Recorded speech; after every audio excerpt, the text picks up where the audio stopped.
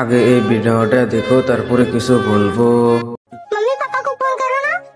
हाँ सुप्रीत, सुप्रीत नहीं, सुप्रीत की मम्मी बोल रही हूँ। कहाँ हो तुम? वो करने आया हूँ। टेडी बियर की दुकान खुली होगी हाँ खुली होगी। तो अपने बेटे के लिए ले आना। ठीक है लेके आ रहे हैं तेरे पापा। भैया, टेडी बियर मिलेगा क्या? हाँ मिलेगा। मम्मी पापा कब आएंगे? आ ही रहे होंगे तेरे पापा। सॉरी दुनिया मेरे सुप्रीत, मेरे ये चुका दे सितारे मैं ही अब मैं परमात्मा।